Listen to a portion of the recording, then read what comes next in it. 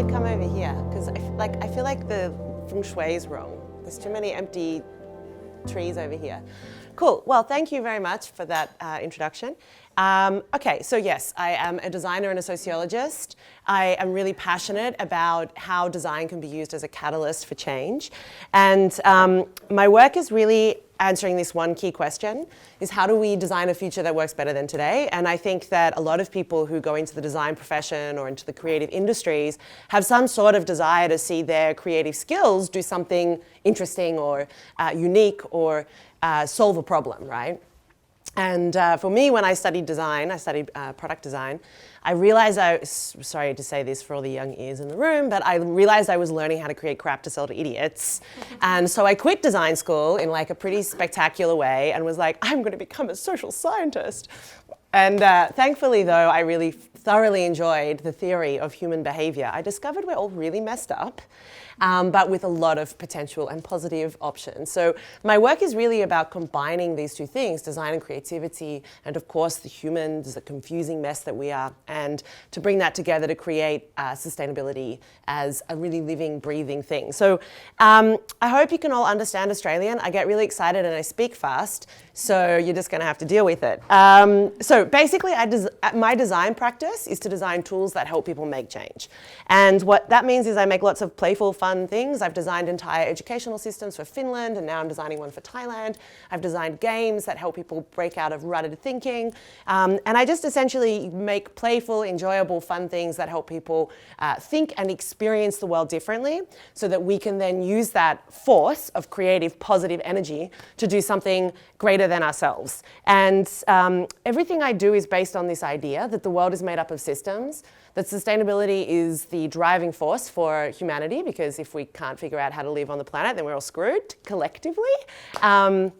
And that design is one of the most important tools that we have to do that. Contentious as it may sound, hopefully by the end of my fast-paced talk, you will agree with me. So basically, I like to teach people how to love problems because I think there's a lot of whingers and not a lot of people who are like, oh, problem, yay, let's talk about the problem and not get really depressed about it. So for me, I like to encourage people to like Tinder their problems, go on dates with them, ask them lots of questions, and not try and solve it without really understanding what's holding the problem up, right? So all too often, people will make the statement, well, the problem is, and then they will lay out a bunch of regurgitated information without really thinking about the issue. And so we have used the same thinking that got us into problems to then attempt to solve them. And I think that's one of the coolest things about design and creativity is that a lot of people who have trained in design learn how to break things to make them stronger and better. That's one of the key things I learned before I quit design school, was how to pull things apart, deconstruct them, and that, like to be cliched, that failure is your best friend when you are designing something, because the more you can break it early on, the more stronger and better it's going to be later. So problem loving is one of the key things that I bring to the work that I do, and I try and inspire other people to I always say like bitch and moan, it's very healthy. It's good for your psychology, but for every like complaint, you have to have two solutions that, you know, help address the problem. So I've done a bunch of things in my career, including I've done a bunch of TED Talks, and I run a thing called the UnSchool, not the UnSchool. Funny story. It's the UnSchool because we undo the damage that mainstream education did. It's for adults. It's usually for career transitionary people, like people in their late 20s, early 30s who are like, did the degree, got the job, are earning the money, and then wake up one morning and they're like empty on the inside. And they want to figure out how to use their skills for some sort of positive impact. So they come to the UnSchool. And when I went to register it in New York, which is where it's based, I couldn't because it was too close to the UN, like the name, which was funny, as we just saw. And so they asked me, the department of whatever, if I could get a letter from the UN saying it was okay to have the UnSchool. And I was like, well, clearly that's not going to happen. But then ironically, a few years later, actually not even that long later, I was named Champion of the Earth by the United Nations. Right? And now it's really funny because I'll explain it later. I literally am going to Paris tomorrow to launch a project that is a branded collaboration between the UnSchool and the United Nations. So full circle. Right? And now I'm like, I could get that letter if I want it, but you know, it's too late. So yes, I was named Champion of the Earth. You'll notice a gender problem here. That's a reoccurring thing in my life, but one that I am proud to help bust and disrupt a little bit. I like to really challenge people to think differently. A lot of my background is actually in the science of sustainability. I'm really happy to nerd out on that at some point, but what I want to paint a picture here today, whilst we have this time together, is about what it looks like to design a future that is not only sustainable, but is also regenerative. Because I feel like we have this amazing point in human history where it isn't all doom and gloom. Well, yes, the baby boomers did mess some stuff up. The reality is that we live in one of the safest times of all of human history. We have figured out how to do all these crazy things. And so we have the capacity to utilize this creativity and this technology to do something greater than what we've taken from the planet. And to me, that's what sustainability is the pathway towards, right? Giving back more than we take in our own lives and also as a species. So I think we could all agree it's a nice place. I like it here. I've heard that Mars is not as nice. And there is a unifying biophysical reality that unites all humans in the quest to not, I really wish I could swear, but I'm not going to for small ears, F up the planet. And that is because we all have to breathe. If you don't believe me, you can try and hold your breath. You will have to take a breath after 60 seconds, and it's safe to do it because thankfully our brains have this do not kill yourself by self-suffocation switch, so you will have to inhale very quickly. And this is one of the unifying factors and the reality of Earth, is that we are all biophysical beings that require inputs and outputs to survive, and we are interacting and interdependent with the natural world, but none of us get taught that at school, and these are not conversations we have around the dinner table, and this is one of the reasons we have this huge disconnect between the way we live our lives and the impacts that those choices are having on the planet around us. So the other universal reality is that the one thing in life that's constant is taxes and change. Although I swear there are some places in the world you don't have to pay taxes, I've heard.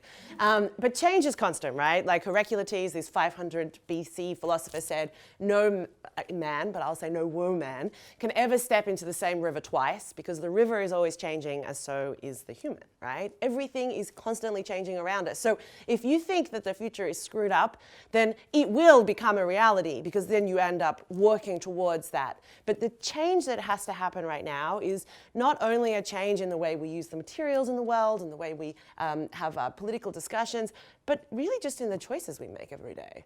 Every day as individuals and every day as professionals, we have an impact. And the thing about impact is it's invisible until you actually get a feedback, right? So every day we do these things and we don't see the impact of our actions until one day you go swimming and you suddenly see a piece of plastic and you're like, did I do that? Or did we do that collectively? So we're in this big system. We've all changed the world. We are the beneficiaries of incredible change, right? Like the technology and the life that we live today is incredible, right? The quality of life, the number of people who get to live a high quality of life is incredible. Of course, we have a lot of work to do. Poverty is still a major issue, but we have really stuff to be proud of when it comes to where we're at. However, we've also made some really kind of questionable decisions. One of which I'd like to bring to all of our attention is who has an emotional attachment to their physical device, other than the ones who are actually holding them for filming purposes. Most people have an emotional attachment, right, to your cell phone, right? It's like basically your surrogate lover. You can't help it. You touch it many times a day, right? And we have to now have these interventions, digital detoxes and apps that don't make you get neurological rewards every time a ding. Who keeps their phone on silent these days? Yeah, it used to be cool to have the phone ringing, and now you're it makes a noise. You're like, oh my God, it's talking to me again. It's too noisy. So basically the thing is technology like cell phones is designed to elicit all sorts of neurological reactions to make us addicted to the product. And we are all willing participants in the addiction cycle. So I call this dark design, but it's known in the industry as dark patterning, which is the patterns that user experience designers build into user interfaces that essentially subtly manipulate the way you react to things. And what I love the most about this, because it's pretty sinister, is that most of the people who are responsible for designing the things that we all know, like continuous scroll based off a slot machine, the little notifications, the little red thing, they don't let their kids use technology, right? They don't let their kids use technology because they know it's like heroin or crack cocaine. In fact, yes, hello, interaction from the audience. I just feel tired because my phone is running out of battery. You and your phone are that connected? Wow.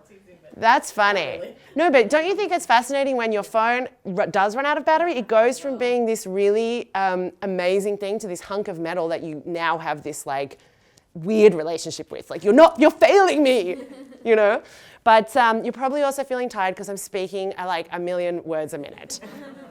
Okay, so basically we've created these incredibly beautiful, amazing devices that are addictive. We're addicted to them, and I'm like completely addicted to continuous scroll. Like I don't have many of the things on the phone anymore because once I get in that system, I'm like hours just go by, right? But the thing is this is all by design with intent. We know that. And that intent is to keep us in a system, to get our eyeballs so that then we can be, the data that we give away for free can be sold. And this is really a fascinating example of how we all design the world. So of course, there's someone who sat there and made those decisions in a design studio, but then there's all of us who comply either unintentionally or intentionally with those design products. Now, who remembers Google Glasses? Oh yes, we're all showing our ages now. Actually, they were announced at my at the TED Talk that I spoke at, and I remember sitting there and I'm like, nobody is going to use those. And the guy next to me was like, why? And I'm like, because nobody wants something asymmetrical on their face. That's like rule of design 101, right? You know, so it's those of you who don't know what I'm talking about, you could probably find some pictures on the internet. But it was like the camera eyeglass thing on like cyborg thing, and it was supposed to revolutionize technology, and of course, like, it just died because nobody bought it. And that's the reality. We buy into things, therefore those things exist, right? So this is the relationship that we have with the world. But of course, it's not just a one-sided conversation, right? Before the iPhone or the thing that, what's it called, touchscreen? Oh my gosh. You used all the words already. Who remembers when you had to use your thumbs? Blackberry. Well, before the ones that you had, whatever, the ones that you had to, there's the ones that you did this to rather than this. Okay, so the Nokias, remember the Nokias? Yeah, you had to push buttons. So the thing is that I don't know if you know this, but Nokia developed the smartphone, thank you, before Apple did, but they went to market and the market testing was like, no, I don't like that feeling. So they didn't go to market with it, and that's why Nokia died. So I always tell everybody, don't be Nokia these days. So I'm a big fan of this now very dead person called Buckminster Fuller, who's a design hero, the guy who designed the geodesic dome, among many other things. And here's the thing, right? He says that if you want to design the future, then if you want to design something, then don't invest your energy in fighting the existing reality. What you do is to design something that makes the old obsolete. And that's one of the most liberating things to think about in the creative world is how instead of, complaining and being so immersed in the problems that you are overwhelmed and you can't design the thing, that just naturally moves away from the problem. And that's really what I think the future of sustainability is understanding where we went wrong so that we can find ways of moving forward. So I like to deconstruct the world. And I love to find beautiful design failures, but ones that are very interconnected. So I think we're all familiar with the plastic crisis that we have in the world right now. Another one that I'm sure we're all familiar with is food waste, right? Food waste is a huge issue. I think it's a third to half of all food produced globally is wasted, a third to half of all food produced. So it's around about 20% of the world's carbon emissions. And I've been quite obsessed with food for a long time. And as Luis mentioned, I have a farm. It's a really crazy project. I took on this old abandoned olive mill and olive farm in Portugal 2 years ago and decided to fully convert it. And because I wanted to learn how nature worked better. I was like very confused about food systems. I like food. I like it a lot, like most humans. But it seemed to me like I'm living in New York and in the middle of winter, it's like snowing and I can buy a punnet of strawberries for 60 cents wrapped in plastic and I just don't get it, right? Like I understand the economy and global supply chains, but it seems to me completely preposterous that that's a reality. Anyway, so I took on this project and I learned how to farm. I watched a lot of YouTube videos. This is just I didn't put many photos in, but you can go online, co-project, and co stands for creative optimism. But people come and we run workshops and it's an all organic farm and we have like crazy fun experiences like fermentation and stuff, and we have open days once a month and all the community come and we're like, look, organic farming, it's delicious and wonderful, and vegetarian food. Anyway, the thing is that what I learned from this project is that nature doesn't make waste.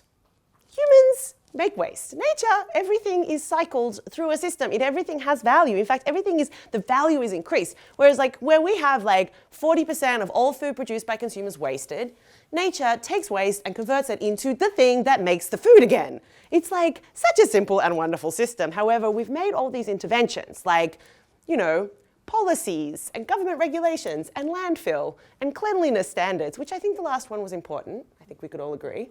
But these things have intervened in these cycles and created all of these big impacts, right? So I blame this, though, the big food waste issue, on the refrigerator. Because the way the refrigerator is designed, okay, look, primary function of a fridge, tell me. What's it in your house for? Keep things fresh. Cold is the method of keeping them fresh, but yes, you're getting there. Just drinks, I can see where you were going with that. But usually for your spoilable items, like your milks and your meats and your veggies, right? So we pop that in this ginormous thing now, and we expect it to do its job in saving us money, because we're investing in it, right? Not only the thing, but also the electricity and keeping it operating. But most of the time it doesn't, because of the thing that is supposed to be called the crisper drawer, which I think should be rebranded as the soggy thing drawer, because everything that goes in there comes out soggy, right? And actually, I've talked about this in my TED Talk, and I had to look up what year this was. This shows my age now, but there was a report that came out here in 2004 called the Soggy Lettuce Report, which has actually showed that the majority of British households wasted, the biggest food waste was lettuce. So from the bags of lettuce, like people would eat half and then the rest would go, like soggy lettuce is not really delightful. So, and that would go in the trash. I just looked it up to see what a more recent version of this is. And apparently there has been some changes in the food waste like scenario here in the UK, but it's still pretty significant. And I think one of the main reasons is because the refrigerator hasn't really changed design since it first came onto the market, other than the location of the freezer, essentially, and whether the finishing, or the finishes, right? So otherwise, we haven't really innovated around how we provide this really important function, because there wasn't really a need. There hasn't been a consumer backlash. Everybody buys refrigerators. And so there is this like huge environmental impact and financial impact as well that comes about as this poorly designed, uninnovated product that takes up huge real estate in our homes and that essentially is like a graveyard for lettuces. That's a real tragedy, don't you think? There's a quick fix. I have a hack for you, which is the crisper drawer give up. Put your wine in the crisper drawer. That's what I do, because it's a nice place to keep things fresh, but not if they're made of cellulose with like cells in it. So you get one of those containers like with the lockable sides. So you create a nice little closed environment, pop your veggies in there, your Brussels sprouts and your broccoli will be fresh for weeks. You can thank me later. You can buy me a drink for the money that you saved. So the thing is that for a lot of people, waste is invisible, right? Like, of course, we understand that we take trash out of our house and we put it in a trash bin and then it goes somewhere.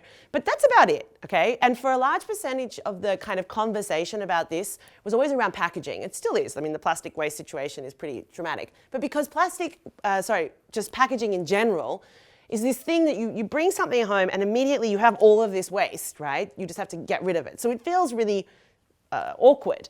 But the majority of our general waste in the house is actually wet materials, organic materials. And so like if we could design our cities to get organic waste out of landfill because it creates methane, which is a 25 times more potent greenhouse gas than carbon dioxide as it off-gasses, then we could dramatically reduce the carbon impact of our food systems. You know, it's crazy, these simple interventions.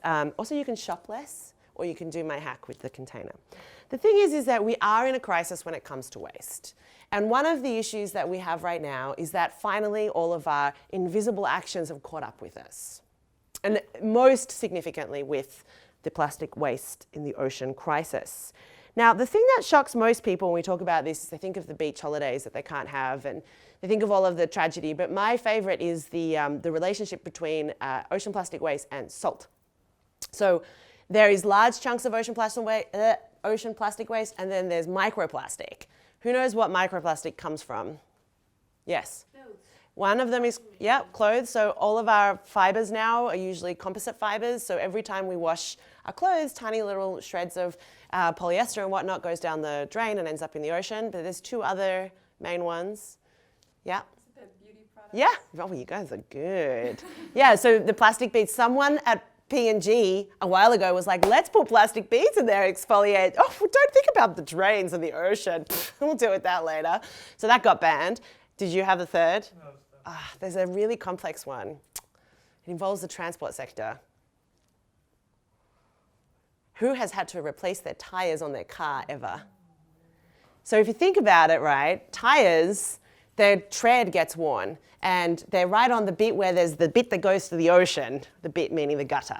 And so actually one of the biggest contributors to microplastics in the ocean is car tires. But fascinatingly enough, a recent study showed that nearly all sea salt is contaminated with microplastics. And a very small study of only 8 people showed that all of them had it in their poop.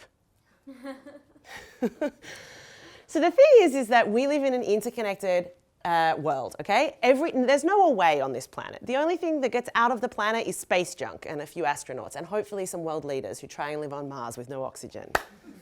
Off they go. Let's try that experiment.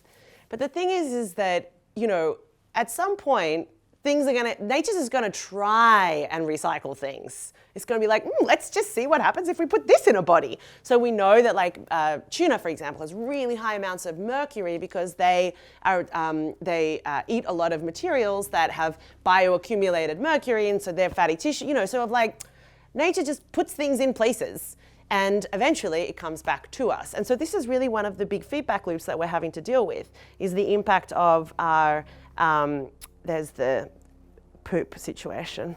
So we've created this world where we've normalized waste, and we've also made waste this huge problem.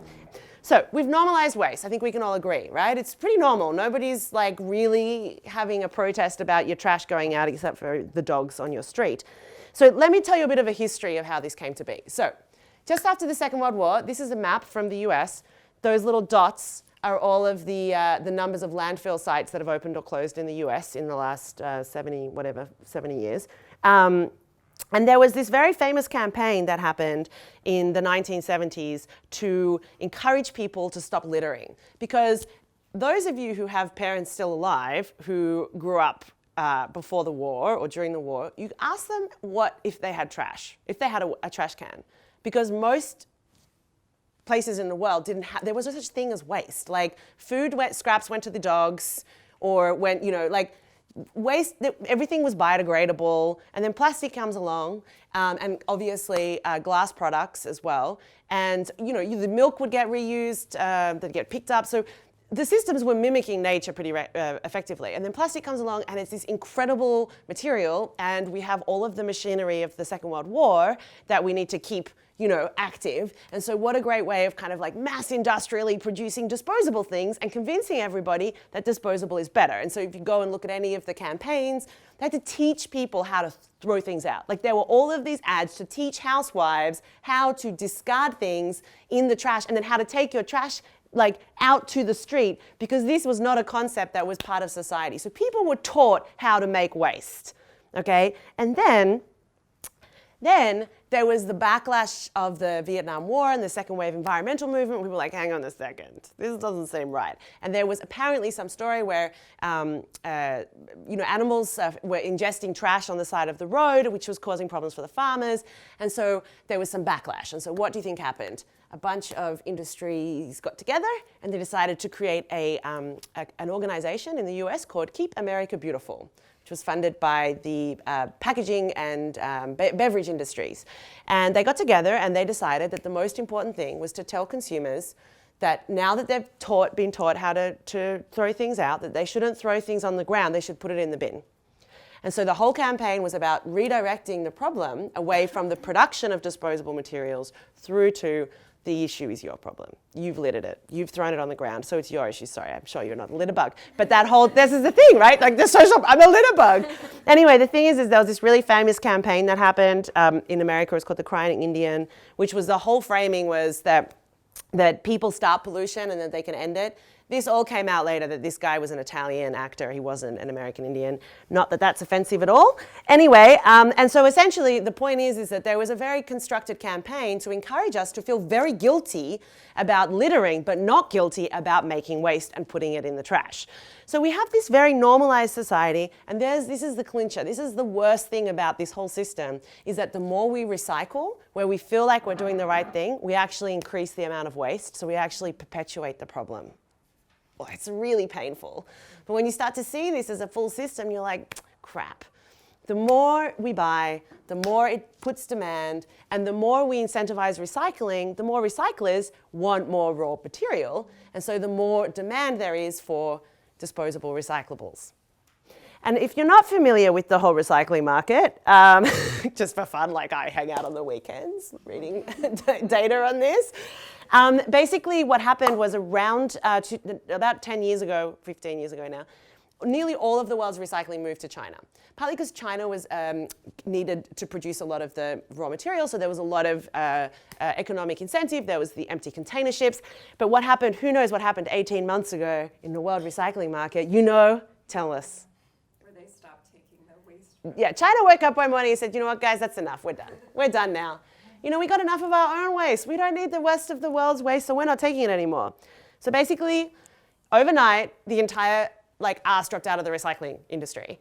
And now all over the world, in most Western rich countries, certainly in Australia and here in the UK and in Canada and the US, the recyclables were being stockpiled, and now they're just being landfilled. And then, of course, there's lots of places looking at waste to incineration, which is a whole other thing. But the issue is that we have a plethora of waste and we have nowhere to put it now. And we've all been convinced the solution is recycling.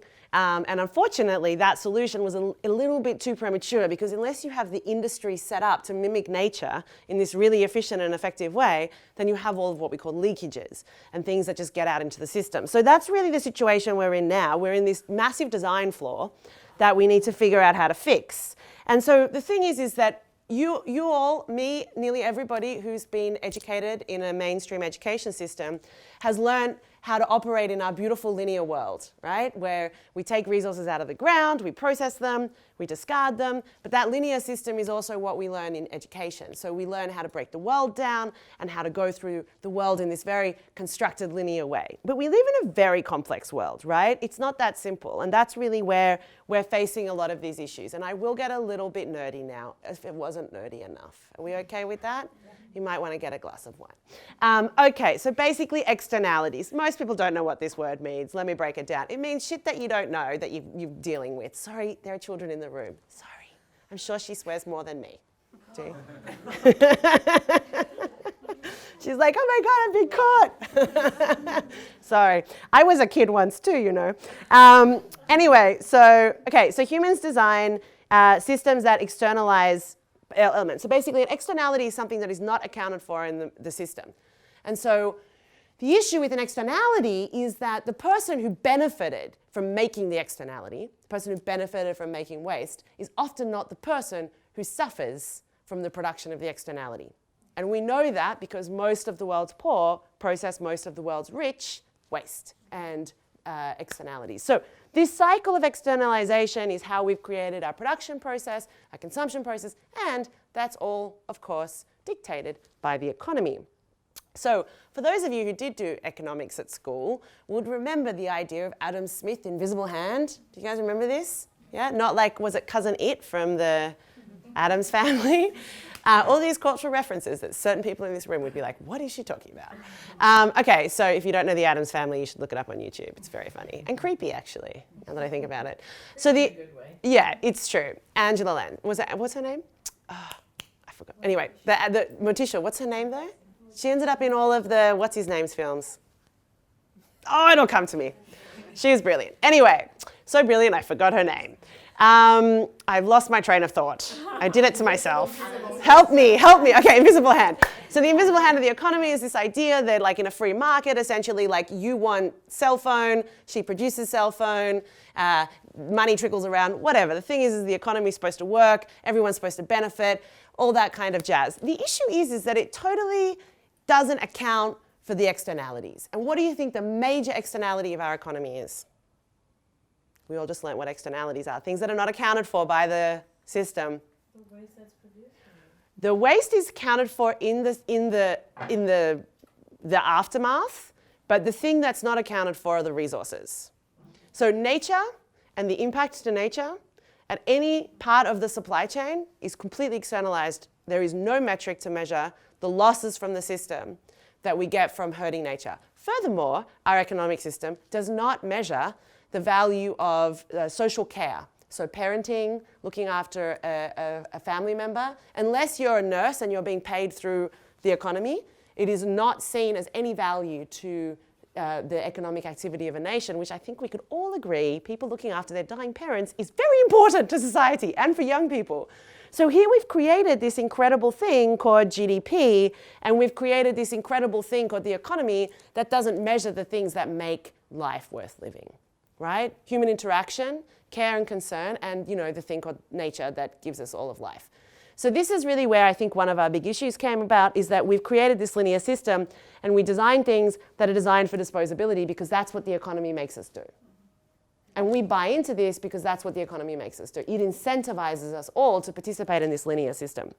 So we've designed for disposability, and I have a picture here very specifically of chopsticks. And I cannot understand why fancy Asian restaurants give you disposable chopsticks when they're washing up everything else. Like, because it's cool. Do you know how they make these? Do you know how to get the little point? Do you know how much waste comes out of a tree? And they're not made from bamboo most of the time, people, FYI. They're made from trees. And I watch YouTube videos on how they're made, and it's very wasteful, and you should spend your weekends doing that too. It's very educational. I now carry my own reusable chopsticks because I can't, when you kind of break them and you do that thing? Not good. They're all this, anyway, so basically our economy is based on this whole idea of extraction and exploitation. And this is really where the root cause of many of our problems come about, is that we exploit people and nature, and we extract resources and we transfer them into valuable goods, but then we waste them again. So that value is so small these days, right? Like we grow a tree and then make it into chopsticks, and then for let's say realistically, maximum 30 minutes, that thing has a life, and then it ends up in landfill. That's how we've truncated value so extremely. And it all comes down to, like I said, GDP. And the history of GDP, gross domestic product, is fascinating. This dude came up with it. Looks like a very cheery folk, doesn't he? Simon Kuznets, who came up with a measurement tool to figure out whether America had enough resources in the country to get out of the Great Depression and then to win the Second World War. Literally an accounting, like spreadsheets, do we have enough steel, oats, blah, blah, blah, blah, blah. And after the Second World War, it quickly became the global measurement tool for measuring the success of nations. However, the thing about GDP is that it requires continual growth, and it doesn't account for all those things that we just talked about. And he himself said that it is a terrible tool to measure the success of nations. He actively recommended we don't use it because it does not look at welfare of individuals. It is so bland in its accounting measurement. So like I said, we don't measure many of the things that are important. You can have a very high GDP country and no freedom, but you can register really well when it comes to economic productivity, but enslave all of your people and you'll be fine. So this is how perverse this is. For example, an oil spill increases GDP because of all of the resources required to fix the oil spill. However, I think we could all agree oil spills, not great. So this is the kind of perverseness of this linear economy that we are currently operating within. Now, there are heaps of GDP alternatives. I'm not going to go into them. It's actually not my point. My point is not that. I'm just trying to paint a very illicit picture about how we are part of a designed world, not only designed in its material form and the beautiful things around us, but also in the way in which we as a species, as an individual within a culture, exist in the world. We have been constructed to operate in a linear world. And so we create the same kind of thinking that caused the problem to begin with, which Einstein said was really stupid. So essentially, here we look back to nature and we say, what does nature do? Nature makes regenerative systems. If it doesn't, it dies. And so there's this beautiful operating manual right in front of us, of which we are all quite intuitive to because, well, it turns out we are all part of nature. Just maybe not some of us, I think. You know who I'm talking about. The thing is this all comes down to, as Lewis stated, value. How do we value things that we can't see and we don't know about? Like we can't value the atmosphere. The whole climate change issue is that we can't see CO2 and we can't value, we can't measure all of this stuff. So because our system is all about measurement and like tangible values, it's impossible for us to imagine how to fix this problem, right? Where's the economic rational argument when it comes to the ability for us to live on the planet? So this is really where the circular economy is coming in. Circular economy is a new kind of way of disrupting the mainstream economic structure, and it's very normalized. You have like Fortune 500 companies trying to do it. You have the EU, of course here in the UK, you have the Ellen MacArthur Foundation, all kind of trying to retool industry and government to be able to design for the circularization of the economy, meaning that you design out waste from the start. And that's the critical thing, because as I illustrated, recycling validates the problem. So unless we go back to the design stage and we go fundamentally to the question of why we create things and what value those things can and do have, then we keep creating the problems. And that's really where design and creativity come in with such an important power, because like I'm saying, design is not just material things, it's the whole kind of structure. But design is this incredibly powerful social scripter. That's what I call it, the silent social scripter. And one beautiful example I have is when you go to the airport and you have to go through the security line. You know how you have to do the thing where you zigzag through when there's no one there still, and it feels ridiculous, right? Like my friend calls it bovine mode. And my theory is that it's designed to make you more susceptible to following the instructions of the security people when you get there, because you've basically just gone through like a mind-numbingly stupid maze. And there's all of this like tactics. There was at Amsterdam airport, they had an issue with boys not being able to get inside the bowl. So they had a huge bill with cleaning up urine. And so they put fake stickers of flies in the urinal, and they dropped spillage by 80%. When I told that to a group of my UnSchool students once, I said, and as a girl, I have no idea why. And one guy said, well, if you have a water pistol, what would you do with it? Thing is that then, of course, feedback loops, they had to get rid of them, because once people figured out that they were being duped, what do you think they did afterwards? Like fake fly, So the thing is that all of these subtle forces are influencing us, and that's really where we have to see this designed world that we participate in through our economic actions, and also then what we create in the things we buy and the things we value and the things that we make. We have so much power and potential to reconfigure things so that they don't just end up in the ocean. So one of the really nerdy tools we use in this space is called life cycle thinking, which is the easier version of the very, very complex process of life cycle assessment, which is a scientific method of understanding the whole of life environmental impacts of a product, service, or system from the beginning of its life till its end. So basically, it's like this life story of everyday things. So your cell phone, your shoe, we could break it down into the raw materials. We'd have to understand how they were made, what the land was used for before it became part of the economy. And then we can get a bit more of a perspective on where impacts occur and where the potential for value to be maximized is. Because the other thing that people freak out about is that you have to break an egg to make an omelet, so there's always a trade-off. And so when I teach people sustainable design, they often come to this like, I'm not making anything, I'm not buying anything, I'm not making anything, I'm just gonna just sit here, But the thing is that we all need to eat, and that the food you put in your body fuels your ability to do other things, right? The same with you cut a tree down, you can make something and it can have value. It's a representation of nature. It's just that when we decrease that value so significantly and make things intentionally disposable, like most of our electronic devices these days are designed for obsolescence, designed for failure.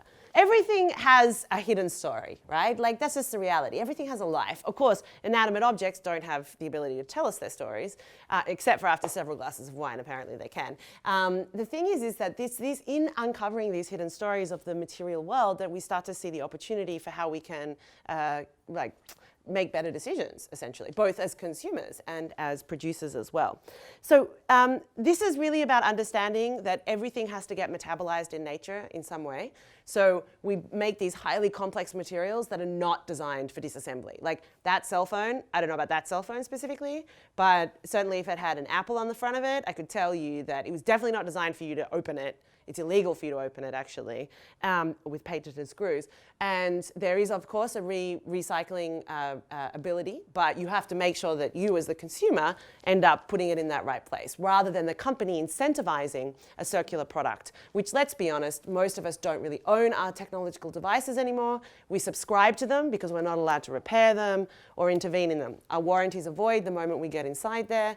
So in my mind, most of these businesses are set up already to be a circular business. They just need to design their products so that they can go back into the system, be remanufactured, create new versions, go back out onto the market. The only issue with that is the legal system. There has a lot of laws that state that, you know, if you have reconfigured components inside a product, it's not a new product. Do you know, yeah. So then there's multiple points of shifts that need to occur, but these are all the opportunities in front of us, right? And for me, I think it's a really exciting opportunity to figure out how to make sure that we design things to be metabolized in more effective ways. And so, the world is made up of these complex interconnected systems, and most of us only see what we call the top of the iceberg when we're trying to understand the world around us. And this is where the other tool that I'd love to share with you, it's called systems thinking, really helps us break through to what's the mass of the issue, what's holding up the tip of that iceberg. And that's really where we try to understand how the nesting babushka dolls of the world work, right? So we're all humans, right? Just checking, I don't know. What about you? Human? Humanky? So we're all humans, we have all been socialized in a very similar way. And so we have these incredible people-designed systems, right? So education, the monetary system, the legal system. If, for whatever reasons, humans were eradicated from the planet tomorrow, all of those human-designed systems, gone. What would be left behind are the industrial systems that we created to make them possible. Right? So the buildings, the roads, the logistic systems, the sewage systems, the manufacturing systems, all of these, what? Yes, that would still be left behind for quite some time, and the metals and things as well. And a lot of buildings, some of them are still around after a long time as well. But yeah, so basically the industrial world, the physical world that we created to meet our social needs, right? So we make these things to fulfill our social needs. And then we go out to nature and we take all those materials to make those industrial systems to meet. So what do you think's going on here? Where's the change got to occur? Okay, come on guys, I've laid it out here. It's with the people. It's with us. Like, the system is made up of our actions and our perspectives and the things that we value. And so a lot of the stuff that I'm pointing out to you is this archetype we call shifting the burden. A lot of us do this accidentally throughout our lives. It's like somebody else's responsibility. Like, waste is somebody else's responsibility. There's a kid in India processing that, you know, as a result of you. You know, that, like, right now, most of the Asia are sending container loads of trash back to Canada, to the UK, to Australia, and they're like, you know what, guys, we're sick of being your dumping ground, right? Like, we don't want to keep dealing with your waste. So the thing is that shifting the burden, we also do it, we say, we'll just wait for government to do something, or we'll wait for our kids to do it. And for me, frankly, I think it's deplorable that as adults, we sit around applauding a kid's quitting school because we haven't activated our own agency to deal with this problem.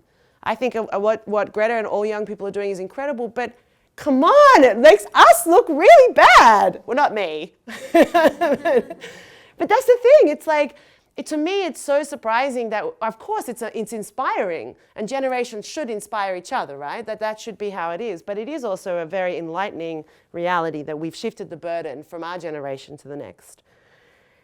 And to say that most of the world's problems are yesterday's solutions, and I love to remind people, because this is usually the point where they're feeling a little overwhelmed. Anyone? Stop listening.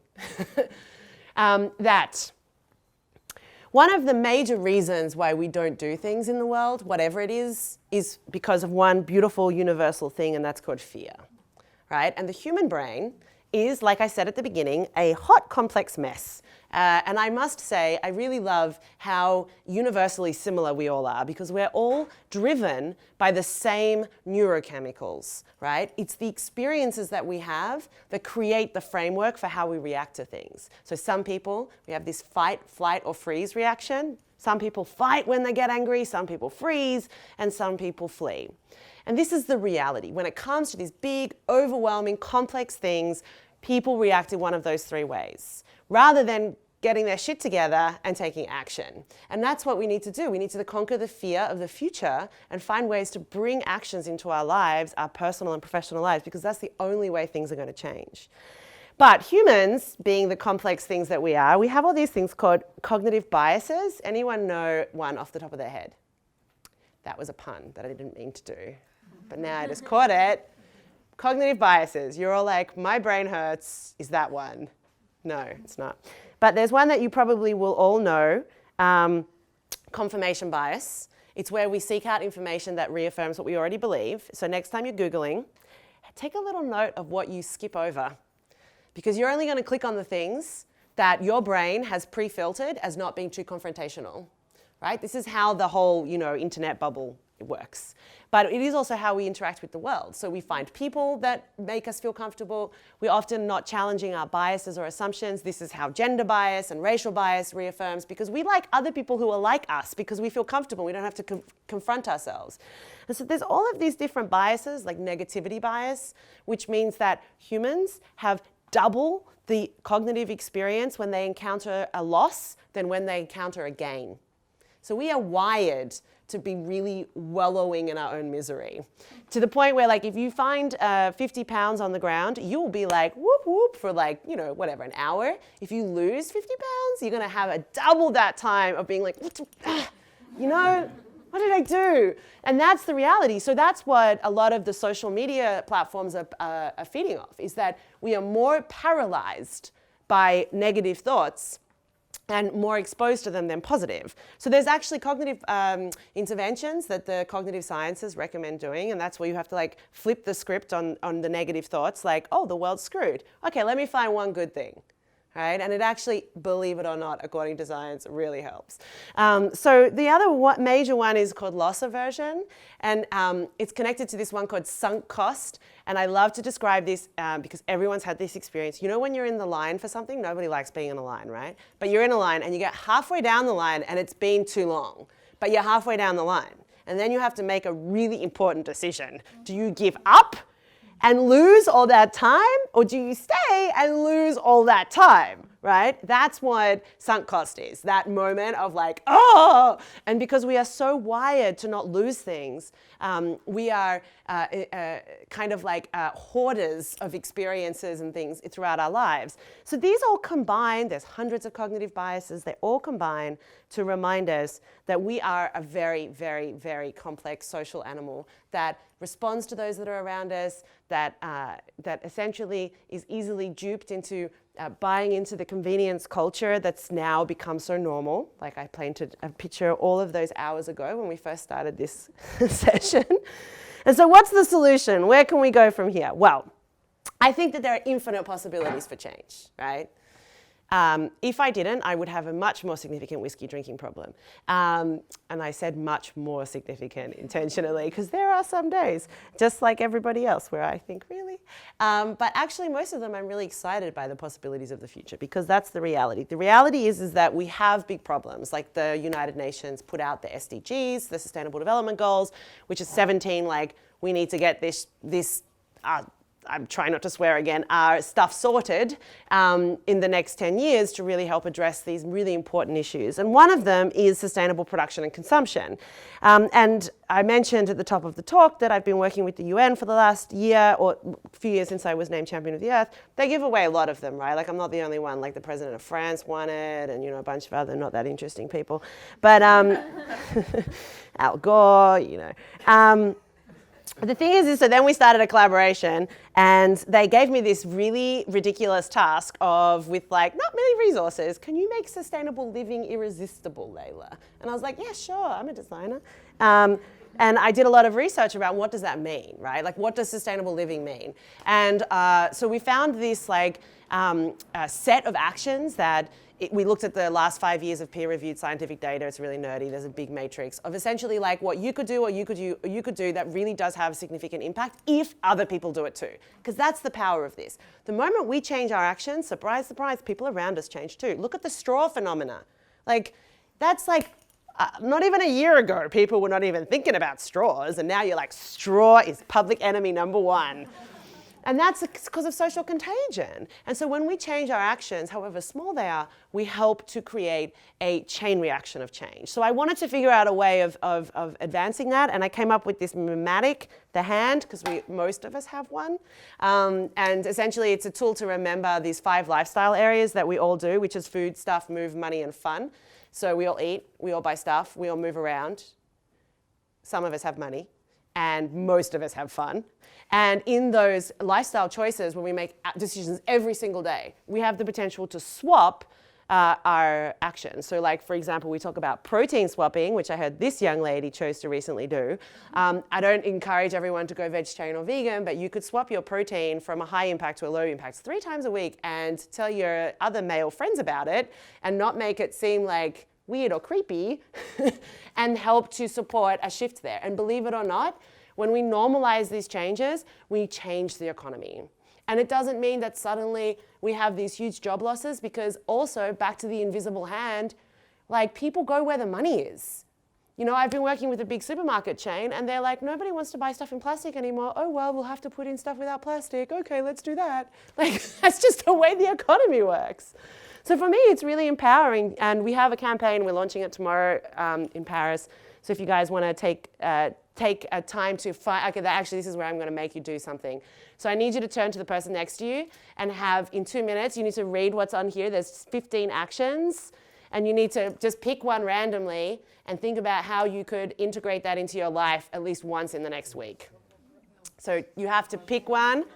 So there's things like protein swaps, using all your food, we talked about that, growing your own, which does have a double meaning, but the UN missed that one.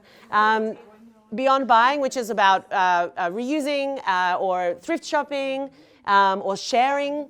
There's also about ditching disposables, so actively choosing, so like water, coffee, juices in the house, like how can you make choices around that? We have keeping active, which is an alternative to being in a single person car, which is a huge issue that we still have. We have sharing your ride, which is where, you know, you share your ride. Other forms of transport. Then we have ethical investing. Divestment, that's my one. I'm divesting from all of the big banks. I have 3 companies in 3 countries, don't ask. And it's a bit of a process, but it has huge impact, right? Like if you have any money in a bank, it's being invested in stuff. And so if you can divest and you can move your money to a more ethical bank, or if you're super, then you can have immediate impact and long-term, especially if you have a lot of money, right? So there are simple actions you can take. And then we have the fun ones like staying curious, so learning new skills. So I was just telling her that I've been teaching myself how to make vegan cheeses, and my cheese boards, everybody goes for the vegan before the cow because they taste delicious. And I learned that off the internet. So yeah, so turn to a person, you have 1 minute to pick one, and then I'm going to randomly point to you and make you say it publicly. So if you don't have one, you might be publicly shamed for a second. Okay, go. I'm going to talk to you. All right, which one do you want to do? See, I'm nice now, I'm asking for volunteers. Who's the brave one in the room? Yeah? I have a Moneybox account, which is a thing which takes kind of 51p out of your bank account without you noticing and invests it for you. Oh. And there's an ethical option, which I currently don't. You're going to It's a lower return. Yeah, but I'm going to switch. if there's no planet, then you're not going to have any money anyway, so. Awesome. The investing ones, I personally think, is one of the quickest and easiest. Also with your energy providers, you can call your energy provider and be like, hey guys, what are you doing about climate change? And if they say nothing, you go, okay, I'm going to move. And then they go, you're in a contract, you can't. No, I'm joking. Yeah. Any last ones? No one? No one's doing anything. Yes. So we were talking about protein swaps. Awesome. So going for if we eat meat, organic meat. Yep, that's like if you can get anything that hasn't been grown in a factory. Also, I don't know if you know that the biggest IPO in 20 years was a company called Beyond Meat, the company that's found a way to have a bleeding burger. So beat Uber when it went public. So there's a huge trend underway. You know, it's just really about making it cool and normal and finding the alternatives that are healthy and that are going to work for your lifestyle. You know, yeah. The thing about that is a lot of it is soy. And soy. I just eat vegetables. Yeah. And soy is a really bad product. Well, soy, In many well, ways. the thing about soy is that most of the world's soy products are used to feed cattle. So the issue is that cattle did not grow up eating soy, they grew up eating grass. And so it creates more methane in their forestomachs. So if we could, and there's been a lot of studies that show this, if we could take that soy from feeding the cows and just feed it straight to the humans, you have an immediate benefit. So yes, it's like many crops that are industrially farmed, but the issue is the way we've set up industry to produce a lot of grains to feed cattle. If we can reduce that, then we can have a lot of positive benefits. I think the most important thing to realize with any lifestyle swaps is they take time, but also the most important thing is to be like in conversation with others, right? Like change is hard when it's just inside yourself. So if you can find friends who are like keen to do maybe you could start your own little like potluck lunch system at school once a week where everybody brings something in. So you are reminded to not forget to do that. Like habits just are formed through habituation, right? And the changes that we need to see, of course, are massive. We need global changes, but those changes come in part through individual actions. And that's really one of the first things we can do to start to agentize ourselves or empower ourselves to be part of the future. Because we are all citizen designers of the future through the choices we make, and we influence those that are around us. We influence up to our parents' generations and down to our kids. They're watching us, trust me, like hawks. So the future is designed by our actions today, and I will leave you with a Buckminster Fuller quote, which is the best way to predict the future is to design it. And I will remind you as well never to forget that we live in magic. So thank you so much for your time.